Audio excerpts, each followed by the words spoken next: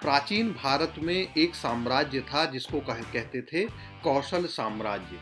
इसी कौशल साम्राज्य की राजधानी थी अयोध्या और इसी अयोध्या में जन्म हुआ था हमारे प्रभु श्री राम का।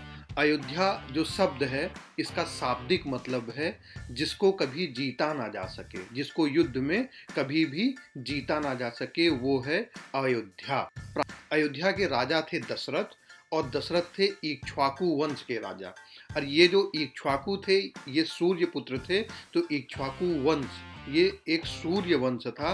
इक्ष्वाकु वंश के जो प्रसिद्ध राजा थे वो कौन कौन से थे? इक्ष्वाकु थे, पृथु थे, मानधाता थे, हरिश्चंद्र थे, सत्यवादी राजा हरिश्चंद्र के नाम से आप जिनको जानते हैं, सगर थे, भगीरथ थे जो कि धरती पर माँ गंगा को लेकर आए, रघु थे, दिलीप थे, दशरथ थे और लास्ट में सबसे तेजस्वी राजा थे हमारे प्रभु श्री राम। दोस्तों, पानीपत की लड़ाई में भारत के बहुत सारे मंदिरों को तोड़ा गया, बहुत मंदिरों को बहुत भारी नुकसान किया गया, लेकिन ऐसा माना जाता है, इतिहासविदों का ऐसा मानना है कि पानीपत की लड़ाई के बावजूद भी जो अयोध्या का राम मंदिर था वो बिल्कुल सुरक्षित था और स्थिर था।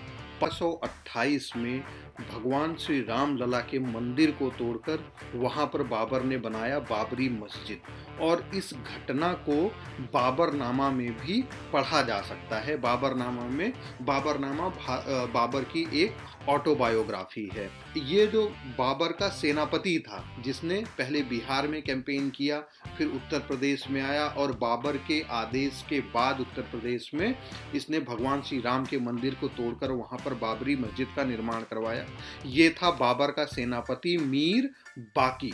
इसी ने ही बाबरी मस्जिद का निर्माण करवाया था। ये जो 1858 में 1528 के बाद ये जो मंदिर की प्रीमाइसेस थी, यानी जहाँ पर मस्जिद था, यहाँ पर सबसे पहले पूजा की गई। अब ये जो पूजा की घटना है, पूजा करने की जो घटना है, ये भी अपने आप में बहुत ही ज़्यादा ऐतिहासिक है, क्योंकि यहाँ पर पूजा हिंदुओं ने नहीं की बल्कि सिखों ने की। तो ये 1859 में क्या हुआ कि ब्रिटिश साम्राज्य ने डिस्प्यूटेड साइट के चारों तरफ बाउंड्री बनवा दी और ये कहा कि जो मुस्लिम्स हैं वो इस बाउंड्री के अंदर अपनी इबादत करेंगे और जो हिंदूज हैं वो इस बाउंड्री के बाहर अपनी पूजा करेंगे। तो इस तरीके से इसको और ज़्यादा डिवाइड कर दिया गया जो डिस्प्यूटेड साइट थी।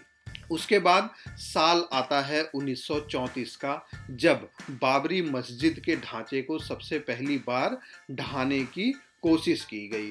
तो 1934 में अयोध्या में फिर से एक बार दंगे हुए और इस दंगे का रिजल्ट ये रहा कि बाबरी मस्जिद का एक पोर्शन हिंदुओं द्वारा तोड़ दिया गया, ये कहते हुए कि बाबरी मस्जिद ये अवैधानिक है, यहाँ पर भगवान श्री राम का मंदिर होना चाहिए क्योंकि वही उनका जन्म स्थल है। तो 1949 ये एक ऐसा वर्ष था जिसने अयोध्या और श्री राम मंदिर दोनों का इतिहास बदल दिया।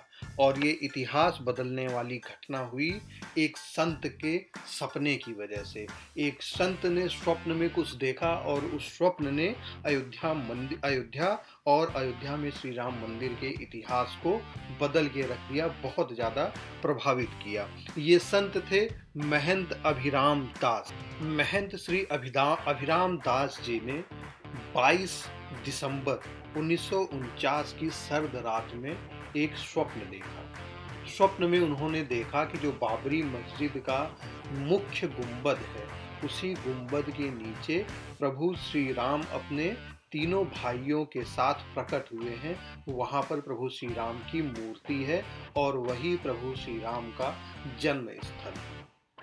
23 जनवरी 1949 की सुबह जब वो बाबरी मस्जिद के मुख्य गुंबद के पास पहुंचते हैं तो वहां पर वो मूर्तियां विद्यमान रहती हैं और सभी हिंदू वहां पर अपने राम लला के दर्शन करने के लिए आने लग जाते हैं।